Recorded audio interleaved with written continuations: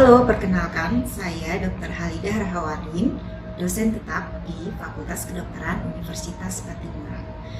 Spesialisasi saya di bidang ilmu patologi anatomi.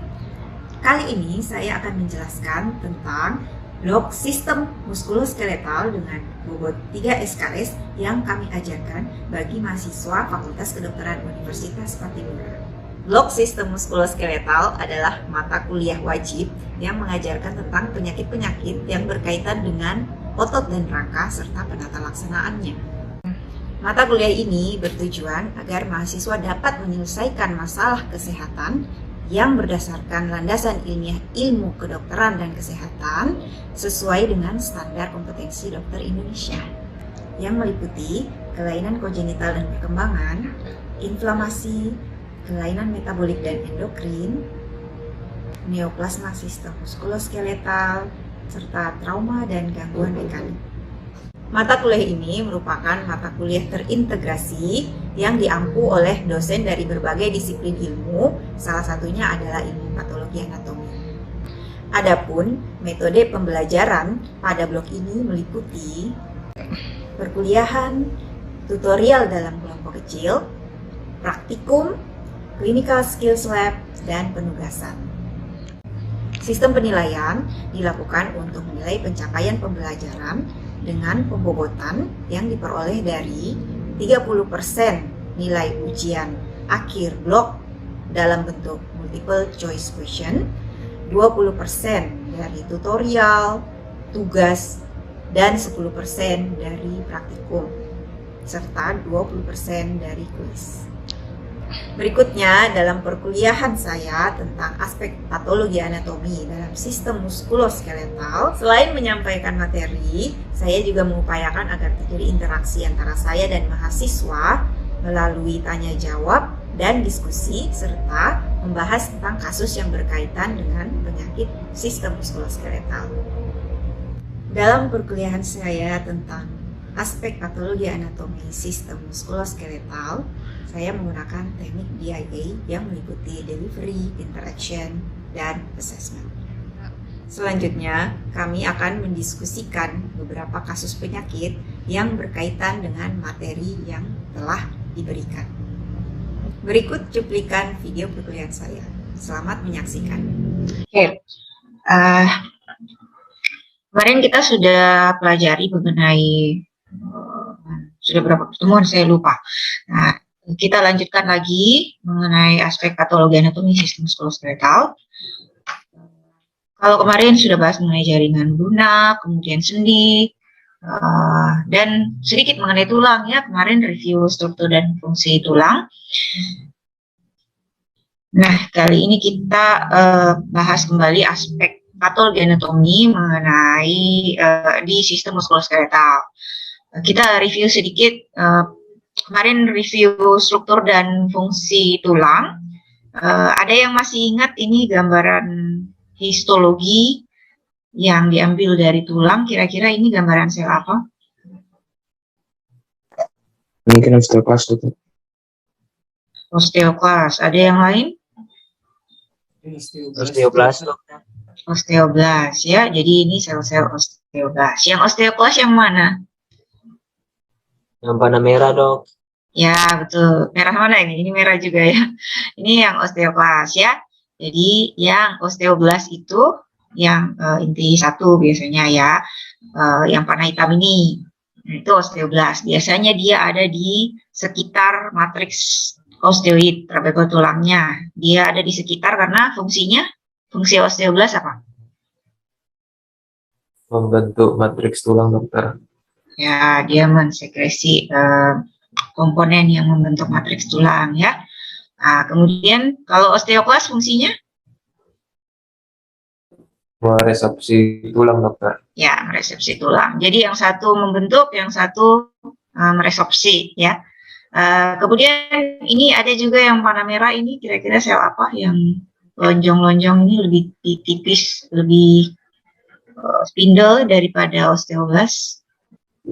Mungkin sel fibroblas, dokter. Sel fibroblas. Ada yang lain? Ini Biasanya Erythroblastom. biasanya sel-sel yang spindel-spindel itu kita pikirnya fibroblast, toh?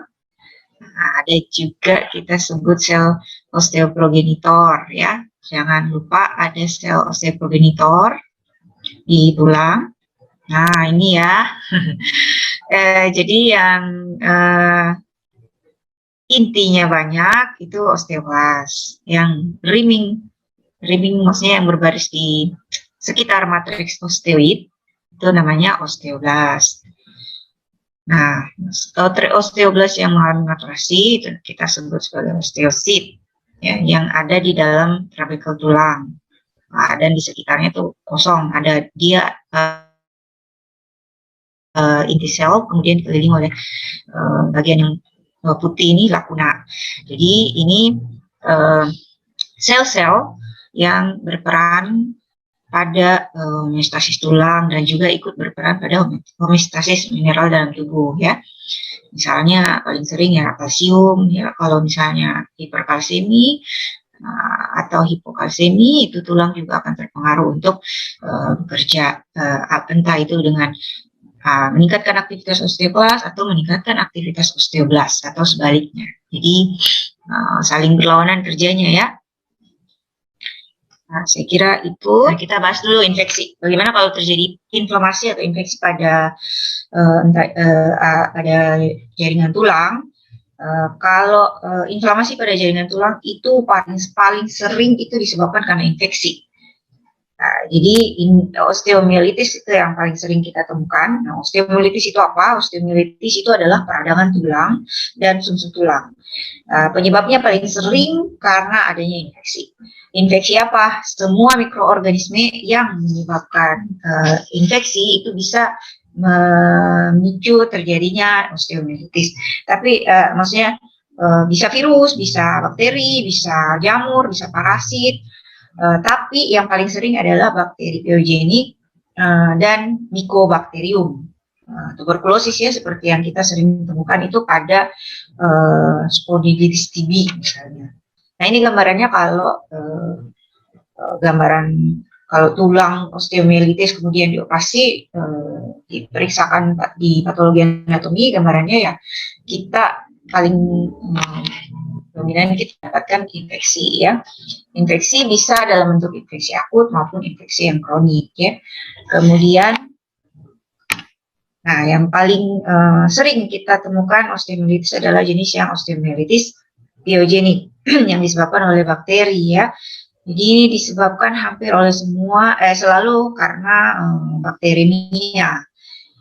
Paling sering yang menyebabkan osteomielitis pyogenik adalah Staphylococcus aureus. Organisme ini masuk sampai ke tulang dan menyebabkan peradangan di situ, bisa melewati jalur sirkulasi, penyebarannya dengan hematogen atau perluasan dari area terinfeksi di sekitarnya, juga karena fraktur.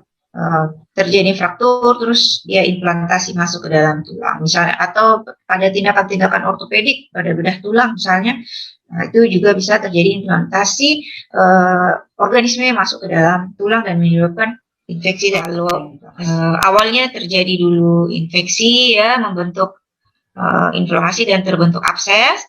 Nanti ini abses lama-lama menyebabkan peningkatan tekanan intraoseus, kemudian sel sirkulasi di daerah situ mengalami gangguan, terblok ya. Akibatnya sel-sel di sekitar di daerah yang sirkulasi terganggu itu mengalami nekrosis. Karena mengalami nekrosis, jadinya terbentuk tadi nanti namanya sequestrum. Ini ya tulang-tulang di tengah ini bagian abses itu mengalami nekrosis. Kemudian abses tadi itu akan meluas karena dia menimbulkan tekanan, dia bikin periosteum itu jadi terangkat. Periosteumnya terangkat, membentuk abses di bawah periosteum, namanya abses subperiosteal. Nah, lama-lama nanti terbentuklah sinus, nekrosis, terus terbentuk sinus yang kemudian pusnya itu, absesnya itu bisa bisa keluar melalui sinus ini gambarannya ya. Nah, ini bagian tengah yang kita sebut sebagai sequestrum, otot tulang yang mengalami pembentukan sel tulang yang bereaktif akibat dari proses inflamasi, terus dia berusaha untuk memperbaiki generasi. Ini gambarannya ya, sama aja. Kalau tulangnya kita operasi diangkat, sequestrum di bagian dalamnya ya seperti ini. Kemudian abses itu biasanya nanti pada saat operasi di drainase, dikeluarkan. Nah, ini kalau tumor tulang itu bisa terjadi tumor yang jenisnya adalah yang bone forming, cartilage forming, atau yang unknown origin tulang. Kita latihan sedikit. Mudah-mudahan masih ingat, saya selalu review ya. Kira-kira ini kalau ada kasus ya, ini kita bahas kasus. Kalau misalnya ada kasus seorang perempuan berusia 50 tahun datang ke klinik dengan keluhan benjolan seperti gambar ini ya pada punggung yang membesar perlahan sejak 6 tahun yang lalu dan tidak nyeri. Pasien mengaku tidak nyeri karena lama tidak ada gangguan, jadi dia tidak datang mendesakan sampai sudah 6 tahun ya. Ini kira-kira kalau kalian lihat gambaran seperti ini, yang kalian pikirkan apa? Apalagi kalau pasiennya obesitas ya. Kira-kira yang terpikirkan pertama kalian benjolan seperti ini, kira-kira penyakit apa? Ya benar ya, lipoma. Nah, kalau dioperasi ya gambarnya seperti ini ya. Masih ingat, kalau makroskopik kalian lihat ini pasti sudah hafal ya. Nah, ini gambaran mikroskopiknya seperti ini. Ya sudah hafal itu. Nah, ini lagi ya, seorang laki-laki usia 25 tahun datang dengan keluhan nyeri dan pembengkakan pada punggung bawah sejak 3 bulan yang lalu, disertai demam, berkeringat pada malam hari, dan penurunan berat badan. Nah, ini gejala-gejala apa nih kira-kira nih? Kalau kalian dapat gejala-gejala ini, yang terpikirkan pertama kali apa? Ya benar ya. Nah, ini gambarannya. Kalau dilakukan operasi pada orang spondilitis, ya gambarannya seperti ini ya. Tadi kita barusan melihat gambaran histopatologinya, ada gambaran granuloma, kemudian ada nekrosis, dan ada sel Datia Langhans. Kalau kita mau bilang dia benar dari tuberkulosis di tulang, itu biasanya kita akan dapat trabekel tulang di sekitarnya. Nah, ini gambaran dari osteomyelitis tadi sudah ya. Kalau tuberkulosis itu dia bisa sampai menyebabkan ini ya, kelumpuhan. Karena tadi kalau misalnya di vertebra itu dia juga bisa menyerang sampai ke jaringan lunak sekitarnya dan juga menekan saraf ya. Apalagi kalau di vertebra ya, saraf-saraf yang mensarafi bagian ekstremitas juga bisa terganggu ya. Nah, kemudian ini pasien usia 30 tahun perempuan datang dengan keluhan nyeri pada sendi jari-jari tangan kiri dan kanan, dialami sejak 2 minggu yang lalu. Keluhan ini hilang timbul sejak setahun yang lalu. Nah, nyeri pada sendi disertai dengan kemerahan dan pembengkakan. Pemeriksaan fisik ditemukan adanya swan neck deformity. Jadi swan neck deformity itu adalah gambaran radiologinya ya. Sebenarnya lebih gampang ditemukan pada gambaran radiologi itu karena hiperekstensi dari bagian sendi intervalam ini, kemudian fleksi dari yang intervalam yang di atasnya. Jadi metakarpo sendi di jari itu yang satu hiperekstensi, yang ini hiperfleksi ya. Jadi seperti swan neck deformity namanya. Nah, ini kalau gambaran ini yang mana yang lebih sesuai dengan gambaran skenario ini? Ini dua gambaran histopatologi yang berbeda ya. Kira-kira yang kiri atau yang kanan yang sesuai dengan skenario? Mungkin yang kanan, Dok. Ya, yang kanan. Pada penyakit apa itu? Pada rheumatoid arthritis, Dokter. Kalau yang kiri pada osteoarthritis, Dok. Ya, benar ya gambarannya. Kalau yang sesuai skenario, Nah, itu pada orang rheumatoid arthritis. Jadi gambaran rheumatoid arthritis kalau patologi anatomi periksa itu gambarannya terjadi peradangan yang lebih masif daripada orang yang osteoartritis ya. Nah, kalian sudah bahas kemarin mengenai perbedaan rheumatoid arthritis dan osteoartritis. Nah, ini yang terakhir lah ya. Seorang laki-laki berusia 21 tahun datang ke rumah sakit dengan keluhan nyeri pada kaki kanan sejak 6 bulan yang lalu. Nyerinya memberat pada malam hari dan keluhan ini disertai juga muncul benjolan. Jadi awalnya dia nyeri, kemudian 1 bulan kemudian dia mengalami pembengkakan benjolan seperti ini ya. Nah, ini kemudian kita lakukan pemeriksaan radiologi. Nah, kita dapatkan ternyata dia mengalami fraktur. Jadi dia nyeri, bisa kemungkinan nyerinya karena ada riwayat trauma atau dia sudah ada penyakit sebelumnya, kemudian dipakai kakinya sehingga terjadi gampang terjadi fraktur karena sudah ada penyakit tulang pada awalnya ya. Jadi bisa dua kemungkinan, dia fraktur dulu kemudian terjadi reaksi, atau dia memang sudah ada penyakit tulang kemudian kakinya digunakan terus terkena benturan sedikit atau jatuh sedikit kemudian jadi fraktur karena sudah mengalami kerusakan di tulangnya. Hanya saja tidak dirasakan ya. Yang dia keluhkan hanyalah nyeri ya. Nah, ini gambaran dari fraktur yang terjadi. Ini kemungkinan karena fraktur patologis karena ada gambaran reaksi periosteal juga di sekitar di bagian tulangnya ya. Dan reaksi pembengkakan jaringan lunak di sekitar tulang yang mengalami fraktur.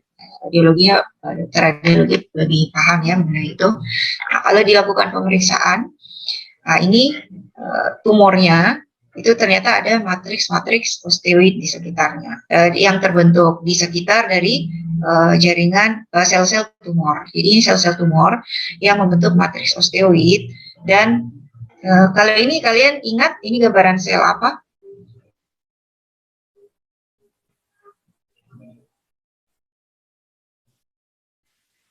Masih ingat kemarin gambaran sel pada tumor yang lain ya, bukan pada tumor tulang.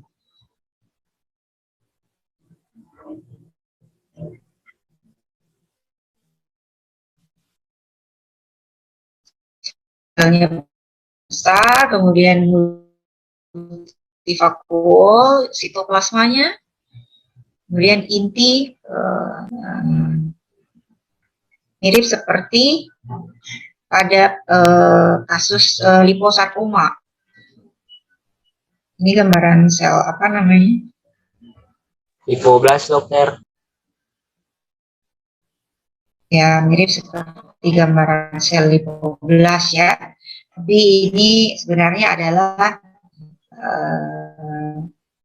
suatu gambaran kondroblastik osteosarkoma. Jadi dia sebenarnya adalah tumor osteosarkoma, sel-sel tumornya yang malignan itu dia membentuk matriks tulang osteoid dan membentuk sel-sel gambarannya mirip dengan sel-sel lipoblast, tapi sebenarnya adalah gambaran kondroblastik, sel kondroblast. Jadi kita sebut sebagai kondroblastik osteosarkoma.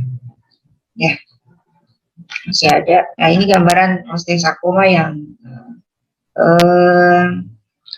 secara garis besar konvensional ya, osteosarkoma yang konvensional itu gambarnya seperti ini. Jadi terbentuk ini matriks osteoid, tapi bukan matriks osteoid yang normal.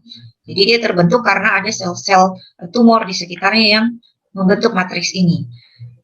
Jadi namanya kita sebut bone forming tumor ya, tumor-tumor yang membentuk tulang secara abnormal.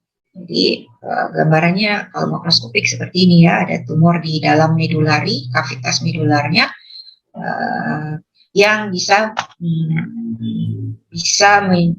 mendorong sampai tumornya sampai keluar, menyebabkan kerusakan periosteum dan dia keluar dan masuk ke jaringan lunak di sekitarnya. Gambaran histopatologinya seperti ini.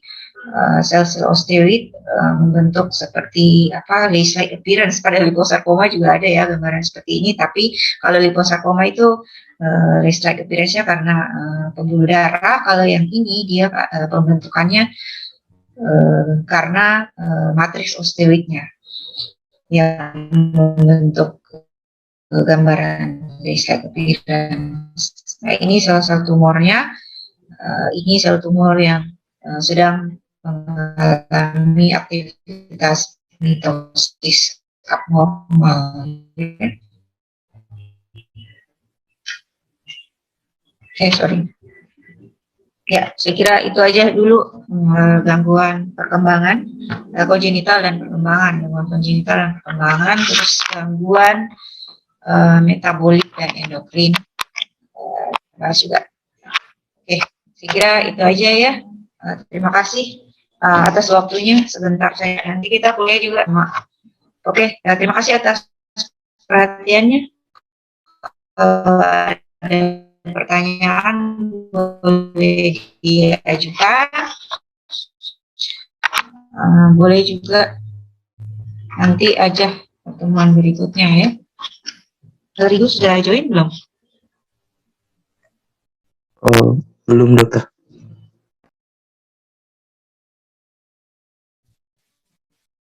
Oke. Ya, kalau belum, kalau ada pertanyaan silakan.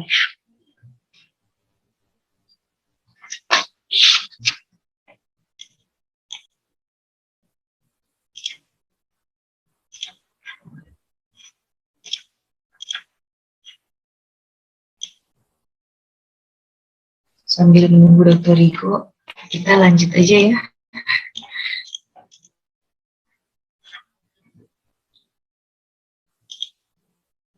Ricky nanti kasih tahu ya kalau Dokter Riko sudah join. Baik dokter. Nah, ini gambaran kita masuk ke tumor tulang dulu ya. Nah, tumor tulang itu ada yang bone forming, cartilage forming tadi yang kita sudah lihat gambaran kasusnya. Terus ada yang unknown origin. Nah, kalau yang bone forming itu yang asalnya dari tulang, itu kita sering dapatkan osteoma. Osteoma itu jenis tumor tulang yang jinak. Nah, sering osteoma itu kita sering salah diagnosiskan dengan bukan salah diagnosiskan ya, sering mirip-mirip, sering salah interpretasi dengan osteoblastoma. Nah, kalau osteoma itu yang paling gampang kita dapatkan adalah kalau kita tanya pasiennya ada benjolan keras, terus kita tanya nyeri pada malam hari, terus kalau minum aspirin atau NSAID-nya hilang tidak nyerinya. Kalau nyerinya hilang itu biasanya osteoma. Kalau osteoblastoma itu nyerinya tidak hilang dengan aspirinnya. Ini gambarannya seperti ini, osteoma. Mirip seperti lipoma ya, tapi kalau lipoma itu dia lunak, nah kalau osteoma itu dia keras. Dia punya komponen tumornya itu sama seperti jaringan tulang normal ya. Jadi kalau dipegang, dipalpasi dia keras seperti tulang. Nah, ini juga kalau dilihat kita bisa aja pikir ini limfadenopati ya atau lipoma. Tapi ini sebenarnya kalau dipegang dia keras seperti tulang. Kalau dia tipenya yang multiple seperti ini biasanya dia terkait dengan suatu sindrom penyakit tertentu. Jadi ada sindromnya yang menyebabkan terjadinya osteoma multiple. Salah satu manifestasinya adalah osteoma multiple. Nah, bagaimana gambaran histopatologinya? Kalau osteoma itu gambarannya seperti trabekel tulang normal saja, ada osteoblast di sekitarnya ini, dan makanya dia sering kita kira osteoblastoma karena osteoblastnya banyak ya di sekitar matriks osteoidnya. Jadi kita bilang osteoblastic rimming ya. Nah, itu banyak dominan. Makanya kita juga bisa salah artikan dengan osteoblastoma. Kalau osteoblastoma itu sel-sel osteoblasnya yang mengalami pertumbuhan berlebihan. Jadinya matriks tulangnya jadi banyak, matriks tulangnya banyak, jadi bisa terjadi pembentukan tumor. Terus gambaran lainnya di sekitar trabekel tulangnya ini adalah jaringan ikat, sel-sel fibroblastik, dan pembuluh darah. Nah, tadi kalau kita lihat gambaran osteosarkoma tadi, itu sebenarnya adalah tumor ganas pada tulang, sering itu pada laki-laki dan usia muda. Jadi kalau kita dapat tumor tulang anak-anak remaja, biasanya itu usia SMP, usia SMA, itu biasanya adalah osteosarkoma. Jadi apalagi kalau di ekstremitas di kaki, nah ini sering di Ambon juga beberapa kali saya temukan anak-anak dengan benjolan di kaki, anak remaja bengkak, dan biasanya itu dia ada riwayat trauma. Entah itu Malam dokter. Ya. Dokter juga udah di waiting room. Oke, siap. Kita akhiri saja dulu ya untuk kuliah saya. Nanti kita lanjut lagi. Oke, terima kasih. Demikian penjelasan tentang mata kuliah blok sistem muskuloskeletal dan cuplikan video pengajaran saya kepada mahasiswa secara daring. Terima kasih, semoga bermanfaat.